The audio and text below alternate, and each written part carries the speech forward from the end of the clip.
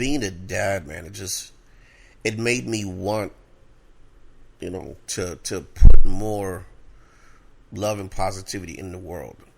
And I know that I can only do that. The best way I can do it is like through my art form. Mm-hmm.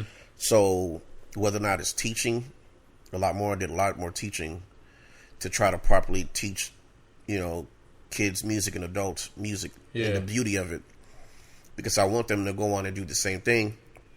Then that, nourishes, our kids.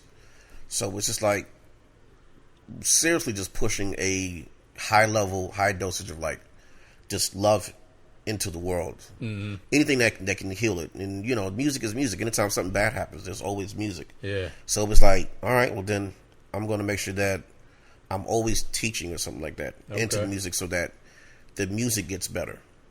And then people appreciate it more.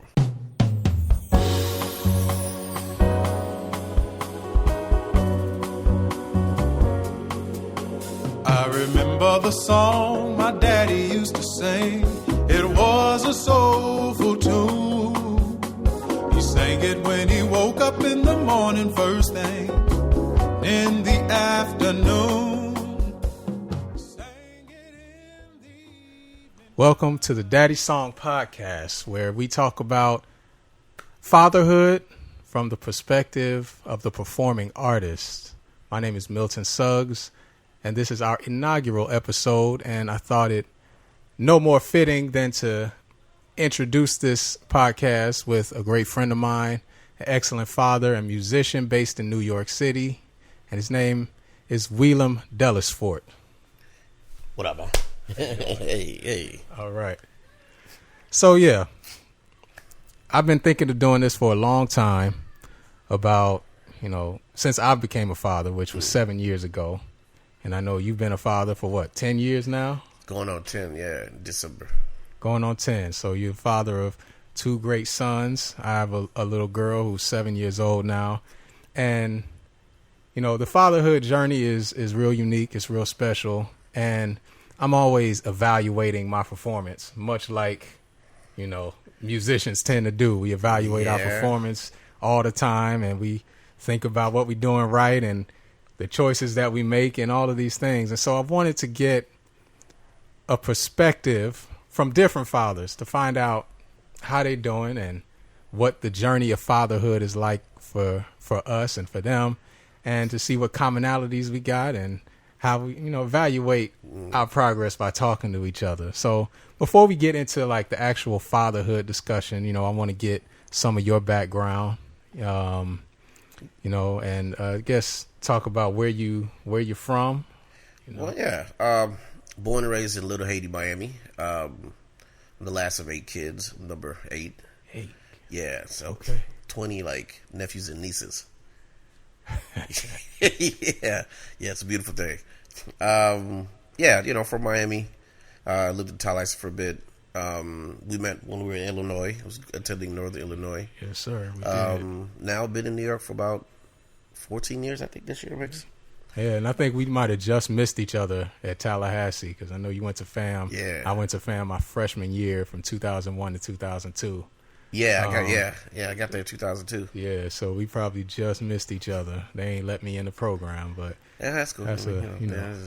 Talk about that on some other interview another day.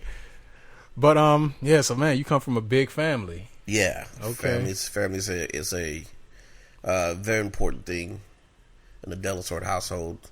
I mean, we're everywhere in Florida. Yeah. We're actually everywhere in Jersey as well. Yeah, I know. You got I think you said that you had a relative who was like the mayor of Union City. West Orange or Orange. Something like that. Yeah, cousin. So it's like we're everywhere. Yeah, y'all everywhere. Delisforts. Okay.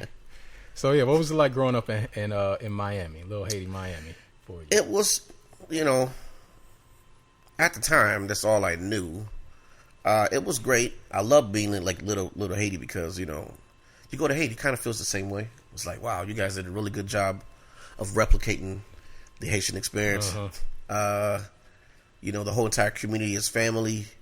My grandma was like the community's grandma, like babysitter. Yep, that's how mine was. We had one dude mechanic. He was like the mechanic That's why I love this block that we're on, because it reminds me of like Little Haiti. Okay. You know, but yeah, family oriented. You know, everyone looks out for each other. Just a beautiful community. Yeah, yeah. And so,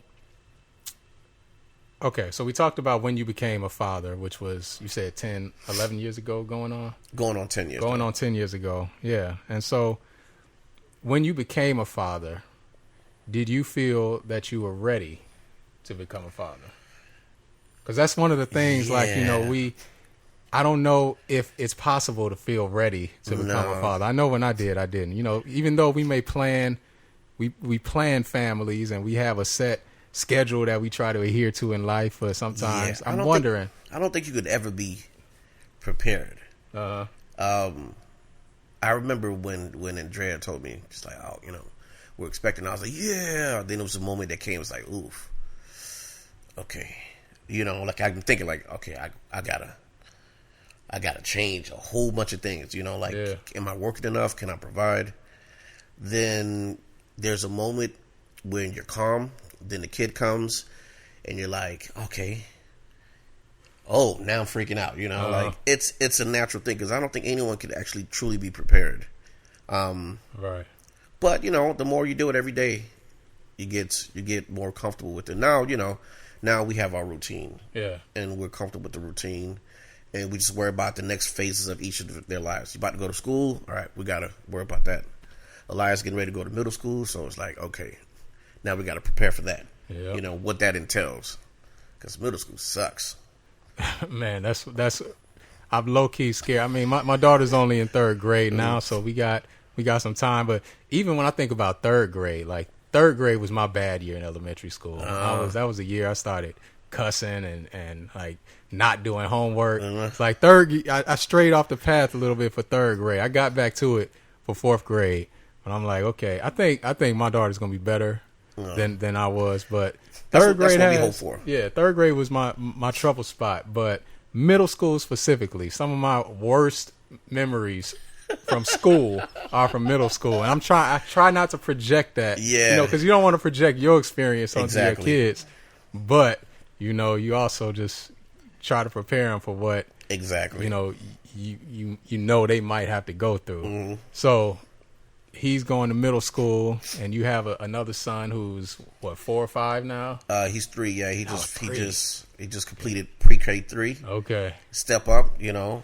we graduating in there. So yeah, you got two different levels now. You got one going to middle school, one getting ready to go into elementary school. Yeah. Okay. So that's waiting for them to go to college, so we can have the house back. Yeah. So tell me about the experience, the childbirth experience, like the moment, the day you became a father. Was it, you know, just Elias? Because the thing with Elias is, like, Elias took his sweet time. I think he was supposed to be born on Christmas, and he came out on the 28th of December, and it was just like, you know, like, bro, I got some dates coming up. I knew I had to go to Haiti. I had to go to Haiti for the Jazz Fest, and, you know, some other things going on. And I'm like, man, I need you to, you know, the doctor's like, yeah, so what are you guys doing? It was like, nothing. You got any plans? It's like, yeah, I got some dates. How about I just bring them today? And I was like, today?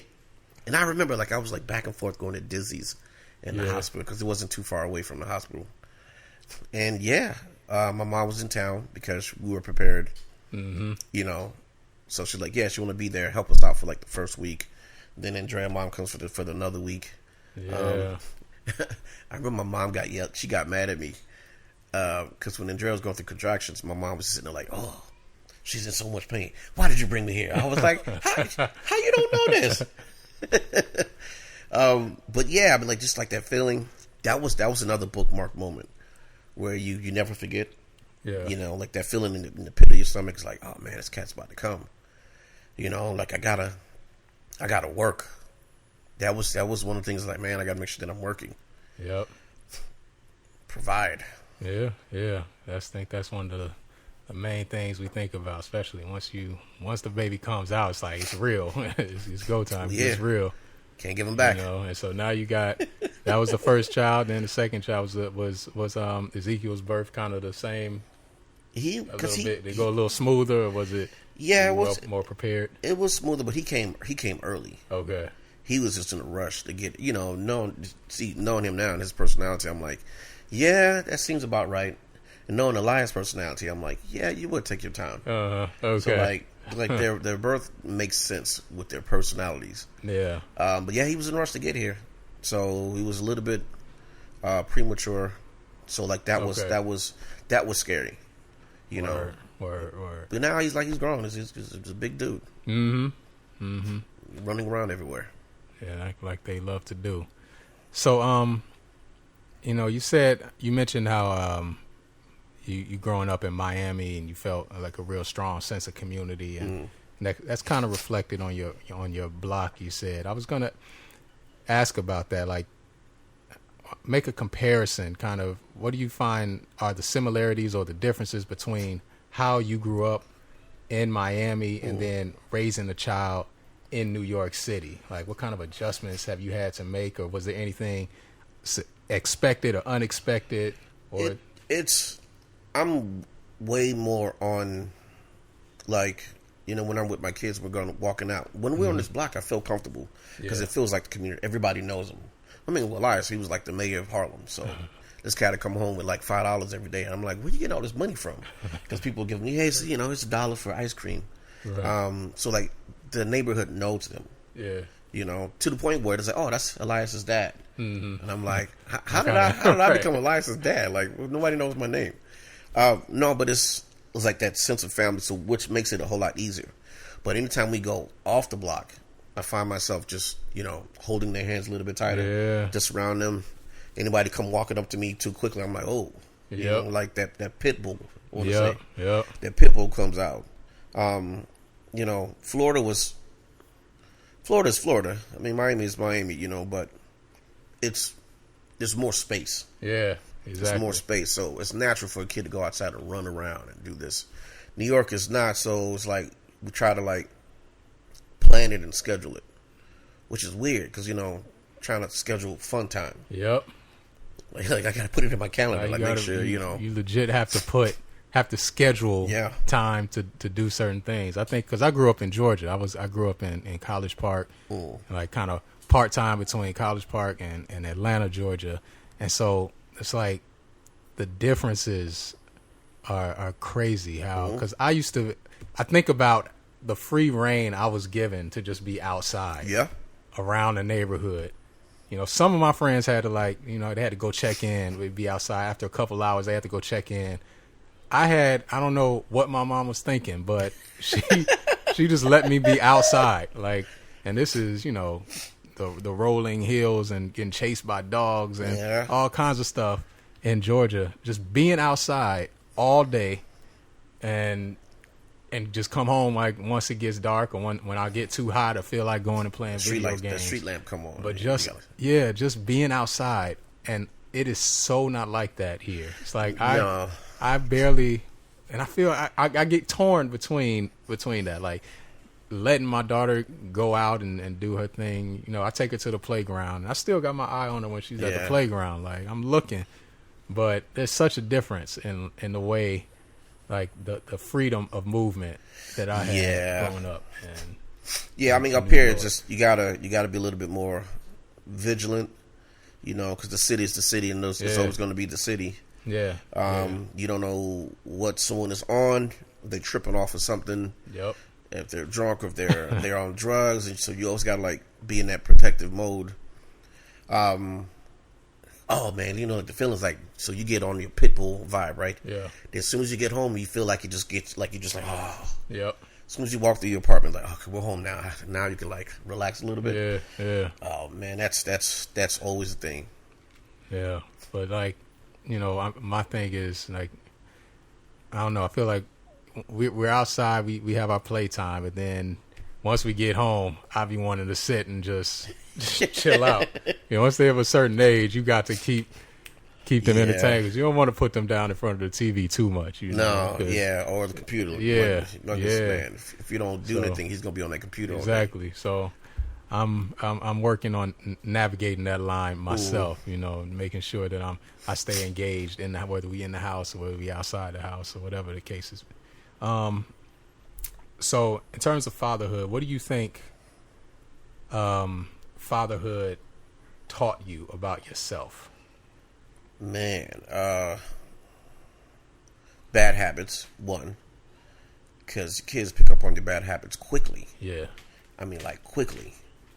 And so I'm always looking at it like, make sure that, okay, I got to stop doing this. I got to stop doing that. Patience, you know, to be more patient. You realize, I'm like, all right, well, he's going to fall down and make mistakes. Yeah. You know, so you're like, all right, I got to learn how to chill when he does make a mistake. Because it's a very Haitian thing to do. Like, because when Haitians, man, it might be island folks, I don't know. But when you make a mistake, like, you get in trouble for making a mistake. So if you fall down, you're going to get in trouble for falling down. Right. Why are you falling down? You know, so so I have to tell myself not to do that. You know, because that's how I was raised. You know, like, oh man, I hurt my knee. What were you doing to hurt your knee? Yeah. Why did you hurt your knee? And I'm like, well, my knee's hurting. Like, can you help address this first? So I find myself trying to make sure that I don't do that. Yep. Be more patient, understanding, which helps out a lot with just everyday world navigation and dealing with people. Yeah. You know, sometimes you deal with some adults, you're like, my kid has the same problem, but he's a child. So when you meet an adult, that's the same way. You're like, okay, all right, let you be you. I think that's really true, because when you're navigating the outside world, you know, one, your habits are exposed, but two, when you're navigating the outside world and you encounter certain things, you kind of start approaching things from a fatherly perspective. Like, so it definitely helps you to gauge your level of patience and how you deal with situations. Dealing with, like, some of the young musicians on the scene. Yeah. You know, like, you meet them and they're making certain mistakes in life. You know, now I'm able to talk to them in a certain manner as if I'm someone's uncle. Okay. You know, it's like, oh, you know, Uncle Will said such and such, so maybe I should chill. And I'm just looking around like, when did I become everyone's uncle? You know, but I think that's the way you're approaching it. You know, when you see somebody like, hey, man, you might not want to do that. You know, it's like, huh? Yeah, you know, or you should do this and should do that. But you're talking to them in a genuine way. Yeah, right. That they feel like you're not attacking them, you know. So, what do you feel like are the, what do you feel makes a good father? Showing up, you know. You just got to show up. And it's a very difficult question. You know, I think just being there, showing up, and doing the job. Because I mean, your kids are going to be. The funny thing is, like, your kids are going to be the first example of unconditional love. Yeah. You know what I mean? Like, you would think it would be your parents, but you had unconditional love for your parents. Yeah. You know, they're adults. And you depended on them. So, like, it's the first time that you're receiving unconditional love. You realize you get more love from your child than your partner, who went through all that process of birthing a child. The kid will still love you more. You know, just show up. You know, you'll be surprised. From there, you can take the next step. But if you don't show up, it can be very, you know, because people are born in selfish reasons. Nobody has ever asked to be born. So, you know, he didn't want to be here. Well, he didn't ask to be here, so I got to make sure that I'm there. And from there, it's easy, you know. Yeah. So what about, you know, you said you have a family of 8. Yeah. Which is, man, those are like early 19th century numbers. Yeah. Early 20th century numbers. And cause my grandmother had a family of, I think, like 13 siblings. Yeah. So 13 was a common number. Yeah. 13, like back in 13, 12, 14. Yeah. After that, it was just like, all right, you just trying to. Yeah. It was getting it in back then. But, so a family of 8. So, and you're the youngest, you said? I'm the youngest, yeah. Wow. So what was your relationship like with your father in a family of 8, and what kind of My dad. Yeah, we'll start there. Yeah, my dad worked a lot. You know, I can imagine. yeah. I mean, he was always working. I remember when I had to. It's just when I got to a certain school to study music in elementary school. You know, it's Florida, so first thing my teacher told me was like, "Hey, you can't push a piano down the street, son." You know, meaning that you will have to eventually learn another instrument because you're gonna have to be in marching band. Right. So I sat there, and I remember doing snare drum for a year, and that was cool, but my knee was killing me. And then I said, okay, I played trumpet for a year, for half a year, couldn't breathe properly, so I picked a saxophone, and I chose that one. And I needed a saxophone so I could practice, so I asked my dad, I was like, man, you know, I need a saxophone because I have to play saxophone. He said, what happened to the piano? I said, I'm still doing that, but the other bands I need to do it. So he went ahead and got another job. You know, and I forgot how much the saxophone. It wasn't that much, but it was like in order for me to do this, I need another income, and he got another job, and I felt so bad, bro. I felt so bad. I think I probably stuck with the saxophone as long as I did, like about 15 years. Yeah. Because of that, I was just like, and I because I asked him. I asked him when I got to college. I was like, Can I not play this anymore? And he was like, yeah. Because I was like, I accepted for like piano. Job. Yeah. Man, he got another job. Then it got to the point where he retired from the second job. I was like, man, you been doing this for this long? And he was like, yeah. Once I got the saxophone, it was like the extra income helped. Yeah. You know, so like I would see my dad. I would make sure I wake up in the morning like 4:30 to hang out with him a bit. Well, because he was always shaving. He was Okay. I'm like, man, you shave every day. He's like, yeah, remember, you're my kid. Uh-huh. Which meaning like I'm going through the same thing. And I would spend the mornings with them. And if I get home early enough, I'll see him, you know, when he comes home. Just for a little bit, he'll eat, hang out, ask a couple questions like how was school, and then go to bed. Mm-hmm. No, so okay, so how do you feel your situation, your setup, your relationship with your kids compares or contrasts to that? Well, they do get on my case when I'm working, because I work a lot. Yeah. Like today, I made a valiant effort to not do anything today. Yeah. And everyone was calling, like, yeah, man, I got this, and and I'm sitting there like, man, in 2 days, I'm just on a plane out of town for a week. Yeah. And I know they're going to be upset, so I was like, let me just spend one day at home. Yeah. And tomorrow, I'm only working 2 hours in the evening, so I can spend the day again. Mm-hmm. Then I'm gone for a week. Yeah. Elias, he does a great job of, hiding how he feels, but I hear it in his voice.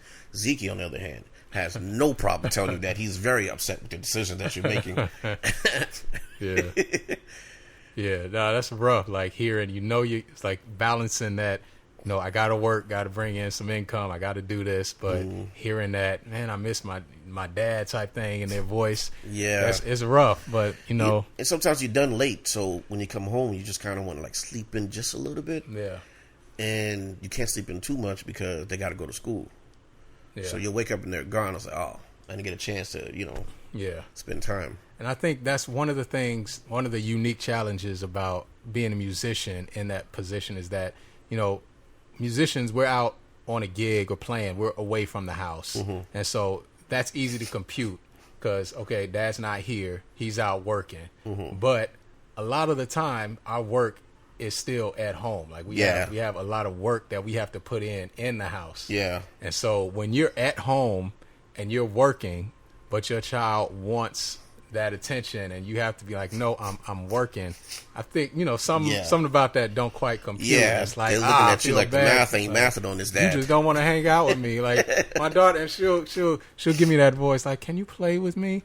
Yeah. I was like, I'm really like, I'm working right now. And I work, I work as a musician. I do other work, but all of my work is basically from home. Mm-hmm. So once she's, she's asking me, can you play with me? And can we do this? Can you take me outside? So look, they know how to say it in the right key, the right volume that just like right there. See the string? Bloop. Yeah. You're like, So it's rough. But then there are times I'm just like, all right, let me step back, because if I ain't careful, I sit in front of that computer or in front of my keyboard all day, like trying to get something done. You gotta pull yourself away from work. Elias is the kind, he'd be like, hey, Dad, you want to play this game? Like a computer game, because our office, we're sharing office space. But I'm like, man, when we're working. Yeah. So it's like, you doing your homework, I'm doing this emails, and I'm doing blah, blah, blah. So like, we got to do that. So then he'd be like, Dad, you want to play such and such game? And I'm like, did you finish your work? He's like, yeah. I'm like, well, I ain't finished mine. It's like, and then you get Zeke comes in the room, you got to come and play with me? And I'm like, where your mom at? Yeah.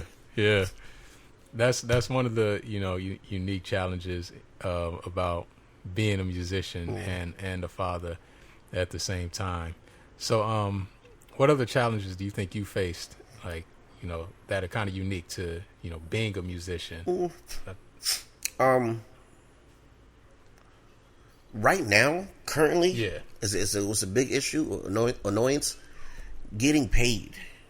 Yeah. You know what I mean? Like, because like you're trying to, because the bill's going to keep coming. So like when there's a delay in it makes it hard. Because like, okay, well this bill came.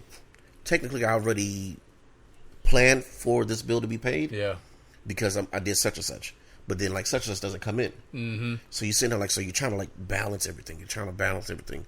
It's like balancing the work and then the pay, the work and the pay. Yeah. That's become an issue more recently than anything. You don't have much free time, so when you do, when you get a chance to play, I'm like, man, I'm coming in hot. I'm gonna give it all my all, because once I'm done, I got to run back home. Getting musicians to be on that same like mind sense, like take this serious, because I have to. This is like, if I don't do this, I can't pay my bills. So I'm coming at it with like trying to be the best musician, the best sound, the best professionalism. Trying to get other folks to be on that same vibe. Yeah. And when you don't get it, it's just like, okay. Yeah. There's definitely a greater sense of urgency. I feel like when you're to make shit happen. To do things the right way and to get it done, to not waste time, because like time is a precious commodity. It becomes a lot more precious of a commodity once you have some children, because you got kids wanting to play with you and use and take up your time. So I remember Kat called rehearsal one time. I was like, man, we're gonna have rehearsal. I said, okay, cool. Got to rehearsal. It wasn't much rehearsal. It was a lot of like, we're gonna do this, and I'm just sitting there like, this could have been an email. Yeah. This could have been an email. Right. I'm like, what am I doing right now? Yeah. I find myself like real reluctant to even call rehearsals these days. Like the gig has to pay right. For sure. Yeah. Like, and for me to consider doing a rehearsal. Yeah. As a cast, at a certain point, it's like the cast that you call, you start calling people who are up to the task, and you start making sure that the gigs you take are going to be fitting for you to do what you need to do. But the musicians you call, that starts to weigh a lot more heavily in your factor. So it's, time becomes a big commodity. Yeah, your kids' health.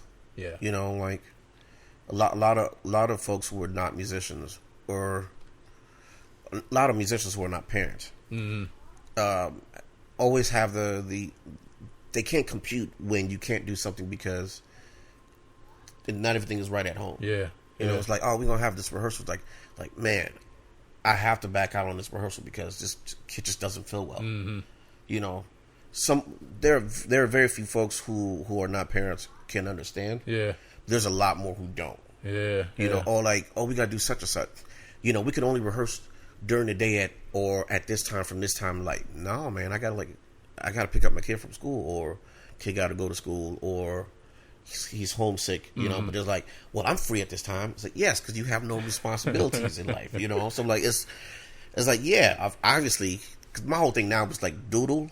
You ever like Doodle? Like it's a website where where you can schedule like, and everyone clicks something to make a poll. Like, I love Doodle, that's bro. The best, one of the best apps. I said, yo, just click when you're available, then we can see what it is. Yeah. And he's having to go back those texts and emails. Yeah, like man, 15 long chain emails. I'll be getting lost now because I'll get an email from one account, then a text message, then a WhatsApp, right? And I'm like, where can I find all this information?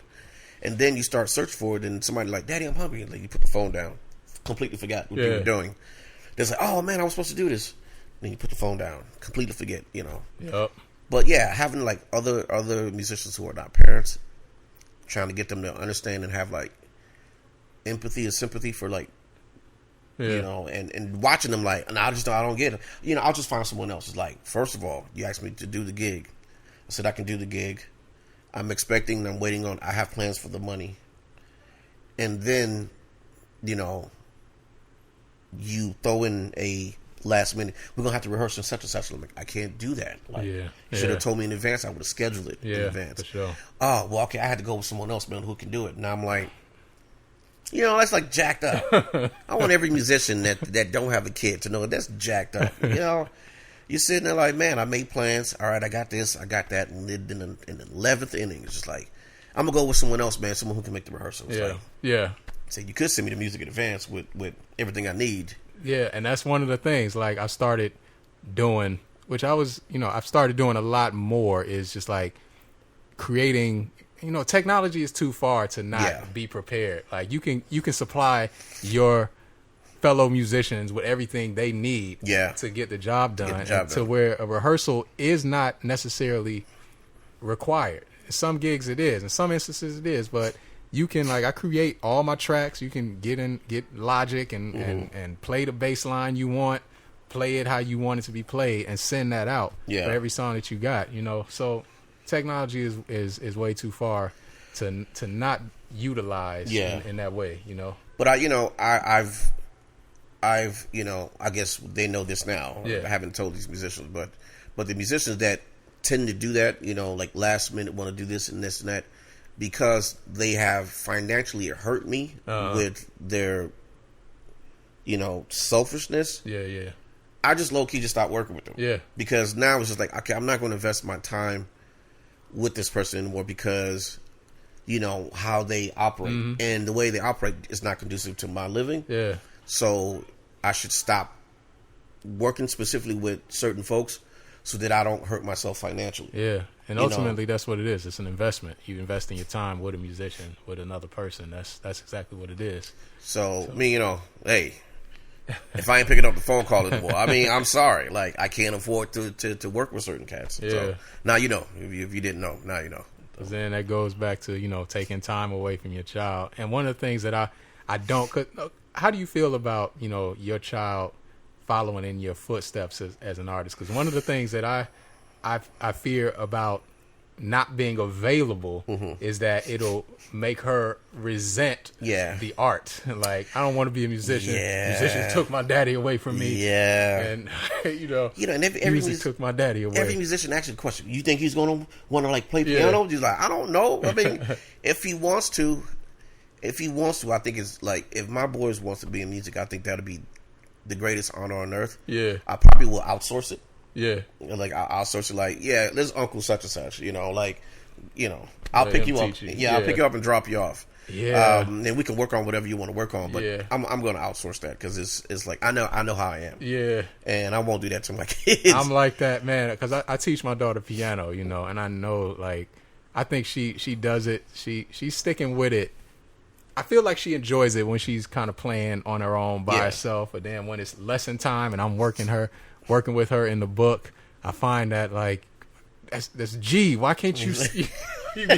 You get frustrated. I don't understand. It's a G minor. It's a G Dorian. Like, why you can't voice these harmonies? It's like, what? I'm like, okay, that's where I work on that's where my patience work comes in. I start working on myself. So I'm like, okay, I can't ruin her for music. If that's something she wants to do. If not, then that's cool. But I don't want it to be because of me that she decides she don't want to. My dad's always working, but I don't want to like do music.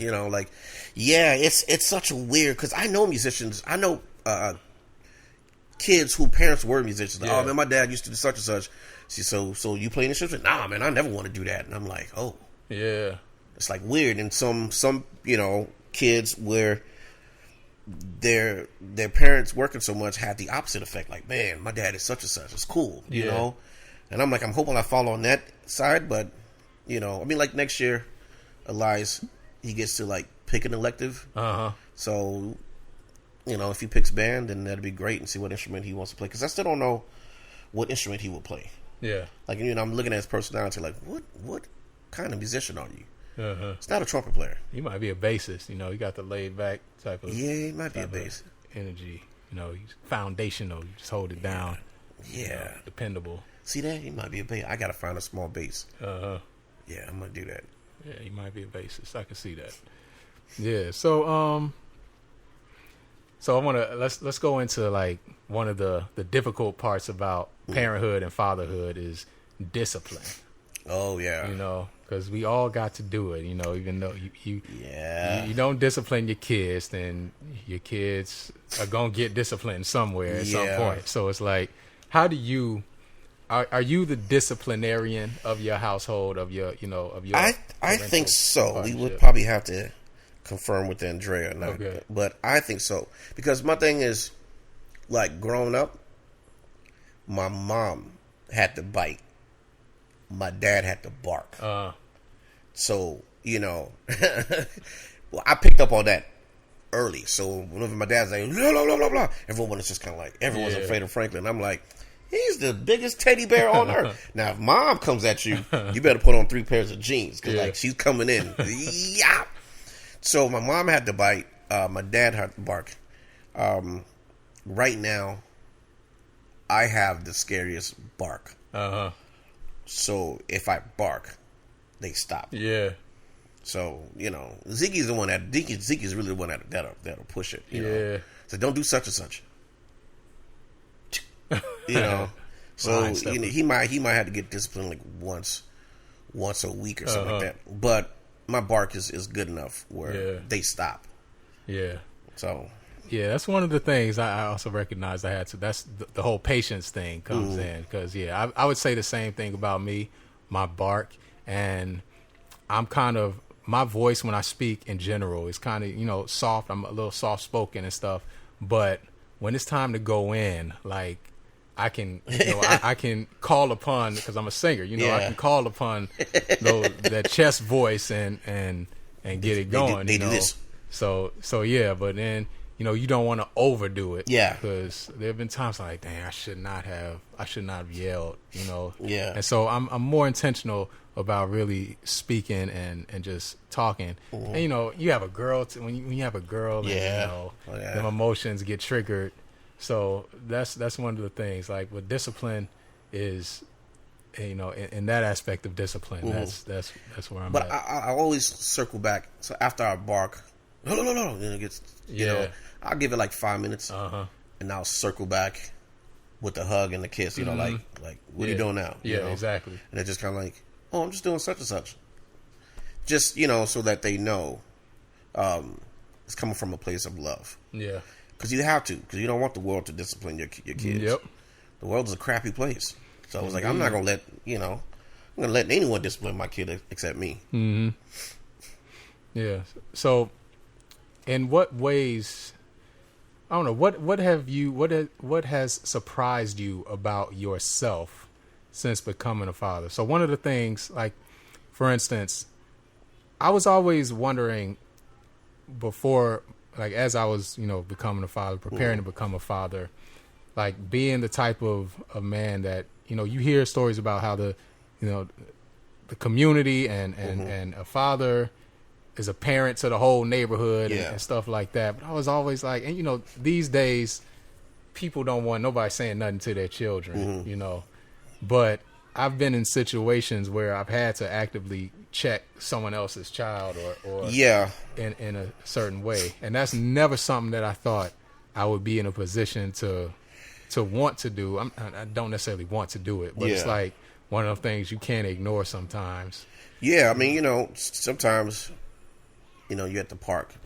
Park is just known for, like, having to, like, check another parent. You know, you see the kid just doing such and such. Yeah. You know, and the kids come and say, whoa. Hey, no, we're not doing that. You know, I said, but I want to say, it doesn't matter what you want. Then the parents will come, and then you have to talk to the parent like, yo, what are you doing?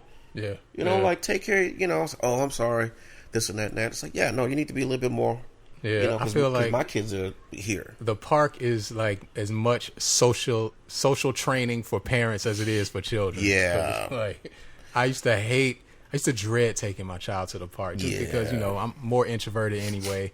And so having the thought of having to make superficial conversations with different parents was just like something I never really felt comfortable doing. But it is going to the playground or the park is social training for both parent and child. Yeah. You have to learn how to be that person, like when the situation calls for it. My thing is, I also realize how some other parents are just, they don't be parenting, bro. Yeah. You know, you be sitting there like, you're looking at the kid like, this kid is dangling from his toes. Yeah. And is about to fall on his neck. And you see the mom is kind of like, Scrolling. you know, Yeah. looking around like, yo, what are you going to do? You know, so I got way more patience for kids than some of the parents, because I'm like, man, ain't you watch your kid, like, you know, or one kid's going around pushing everybody. It's just like, like whose child is this? You know, but but being a dad, man, it made me want, you know, to put more love and positivity in the world, and I know that I can only do that. The best way I can do it is like through my art form. So whether or not it's teaching, I did a lot more teaching to try to properly teach, you know, kids music and adults music and the beauty of it, because I want them to go on and do the same thing. Then that, you know, nourishes, you know, our kids. So it's just like seriously just pushing a high dosage of like just love into the world. Anything that can heal it. And, you know, music is music. Anytime something bad happens, there's always music. So it was like, all right, well then I'm going to make sure that I'm always teaching or something like that into the music, so that the music gets better. And then people appreciate it more. The arts, you know. So that kind of leads me into my next question about how you feel fatherhood has impacted your art. Like, do you write different? What kind of stuff are you writing now? What kind of modes of expression has fatherhood opened up for you? Yeah, I mean, I'm writing a lot more. The things that I write and talk about more, you know, whether it's justice, so that they can have a better life. They don't have to deal with certain things. You know, or it's about love, appreciation, happy things, rather than, you know, going through the stages of grief. You know, when I wrote the stages of grief, I was very angry, you know. So it's just like, I don't find myself writing that anymore. Even some of the tunes that I'm doing now that are, you know, a sad story between a father and his daughter. But that still comes from a place of love. You know, so it's just like, you know, I'm sorry that, you know, the police killed me. But this is my last, you know, my last letter to you that I love you. So it's always still grounded in love, and that's very important, because you can't afford just to be mad all the time, you know, because some of that seeps off of you when it comes into the household. So it was like, you don't want to do that. You don't want to taint your castle. You know, bring bad spirits to your castle. Because your kids, this is all they know as home. So this is always going to be their safe space. So it was like, I write differently. I play differently. I no longer, I remember this. When Elias was born, I no longer had the desire to impress a single soul. I lost that. Like, it left immediately. And I was just like, he was home. And I remember my first gig when he's home, and I'm just playing. I'm just kind of thinking like, man, I'm trying to get this gig over with to go back home to help out Andrea. You know, she was in a lot of pain. So I'm like, I'm trying to make it home. So I get home, playing with my little dude. We had the perfect sleep schedule, because I get home like 3:00, and he's like wide awake, and Andrea's like, there you go, bro. And I'm like, yeah, man, what'd you do today? Because I'm just wide awake, you know. And then when the sun is coming up, I'm like, man, you ready to sleep? That was perfect. When that changed, I was like, dang. But I no longer had any desire to impress another like single human being, musically speaking. So I started looking at it like, this is how I feel. Yeah. Rather than, let me show you what I can do. It's just like, yeah, like, no offense. It's just, right. I'm not trying to press anybody, Yeah, you know? Yeah. It's more about communicating. Yeah. Showing off. And you got this little dude that just, like, loves you. Yeah. You know what I mean? So it's just like, I don't have to impress anyone anymore. You get all the validation you need at home. Like, Man, you don't seek it anymore. It completely changed my way of approaching music. Yeah, no, I feel that.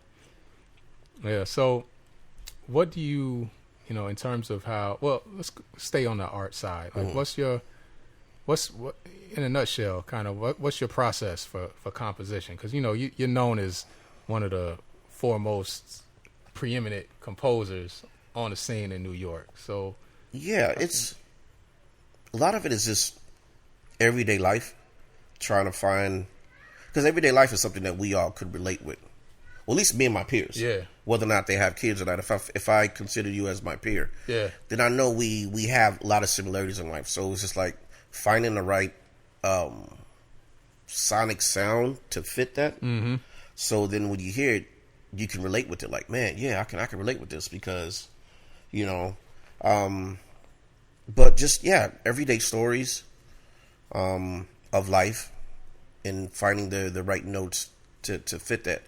Because it did get to a point where it got harder to keep writing. And I think that was just life telling me to stop for a little bit and just enjoy the work that I already put out, the work that's around me. Then it picked up heavy again. Like, my whole desktop is just finale files, and I'm like, it's a little bit overbearing. I'm like, I got a lot of work to do. Yeah. As soon as you start working, you want to play with me? Yep. Like, That's how it goes. Yeah. So, what are some of the lessons that you're teaching your children that you either didn't learn until you were older, or you didn't get? But because we all have things that we didn't realize until we were like, man, if I knew that, then I didn't have this when I was younger. Nobody showed me or told me this. What are some of those things that you're trying to instill in your children now that you didn't learn? Yeah, a good portion of it is like school.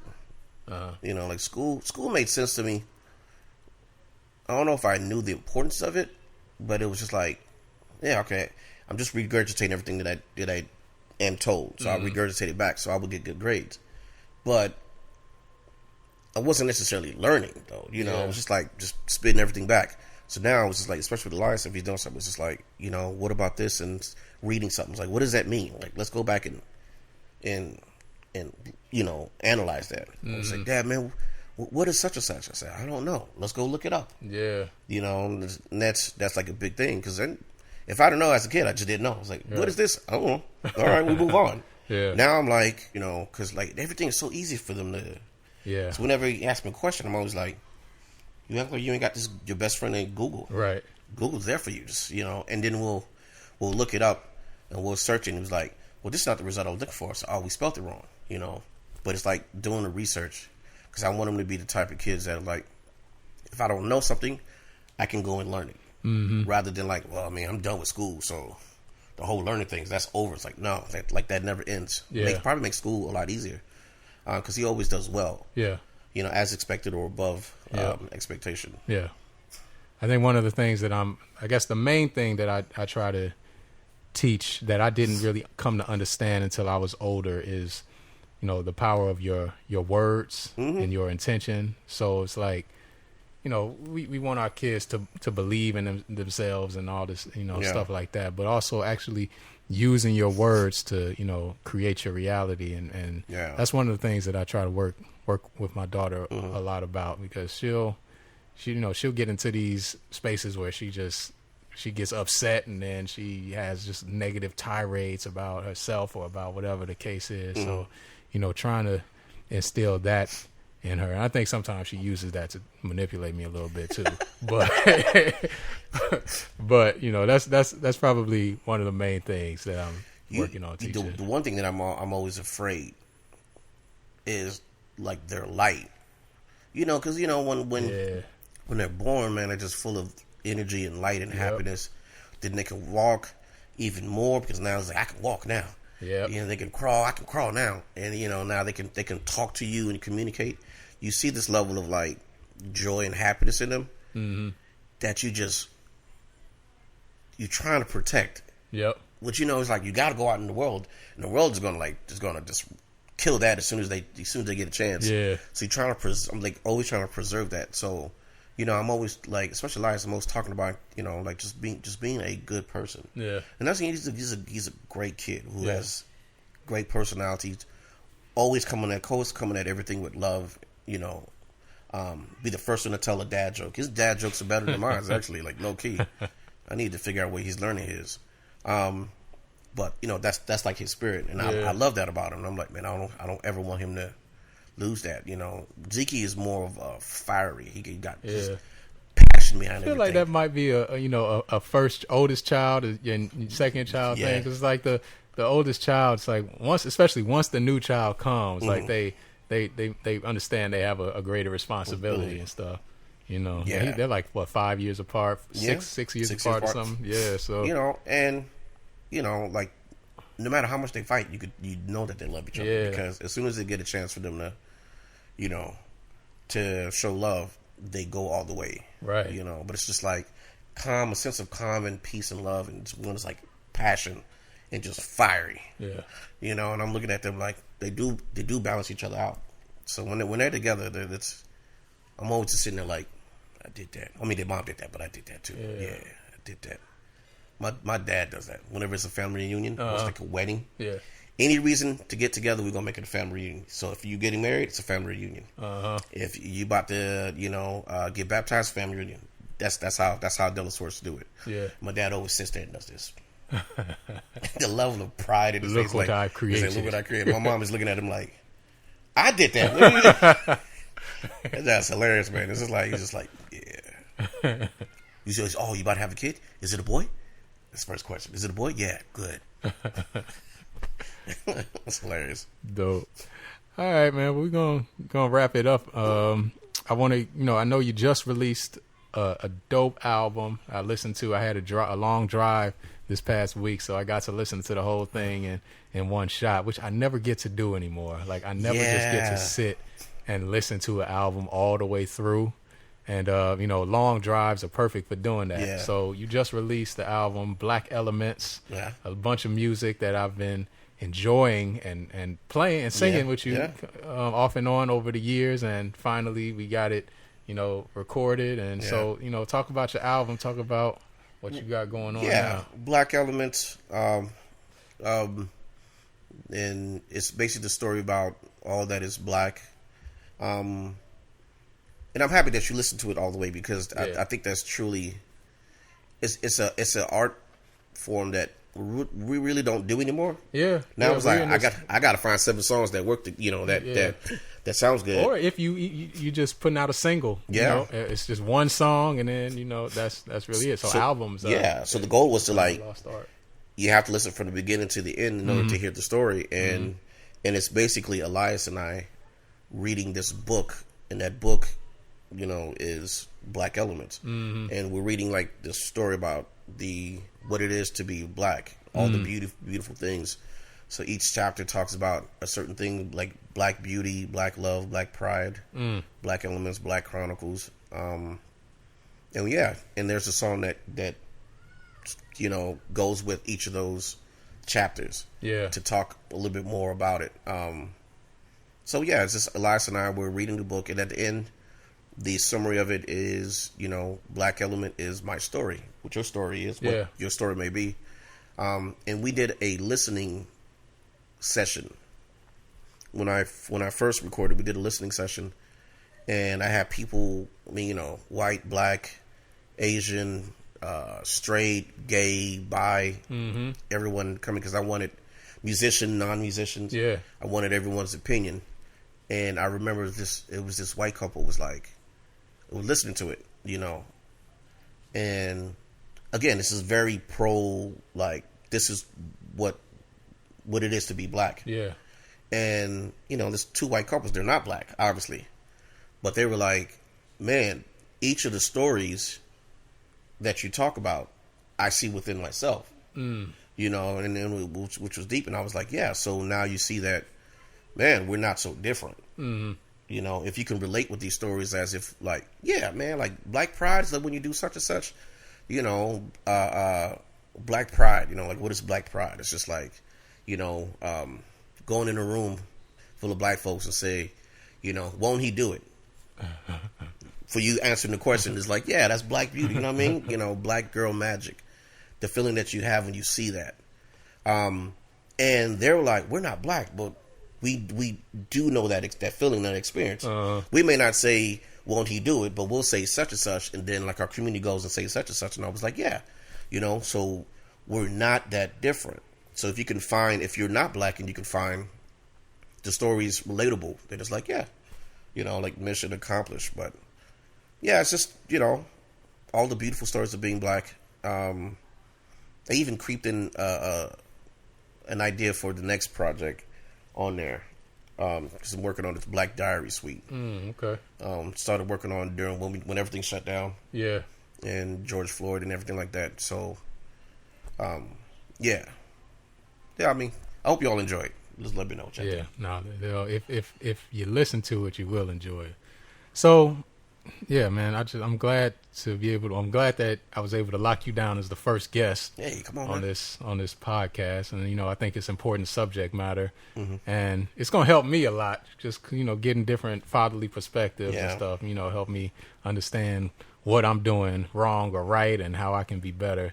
So yeah, I'm glad, you know, you're able to take the time, and good to learn a little bit more about you and get your perspective and your voice in this area of fatherhood, of Black fatherhood. Yeah, you know, and so we're gonna keep on going. Good luck to you in all your endeavors. Man, thank you, know, bro. And we'll talk to you next time. See you soon. All right. You know? All right. So Daddy Song Podcast signing off. Peace. It was the song of a man who did the best that he could. He gave his love the way a real man should. And whenever folks would try to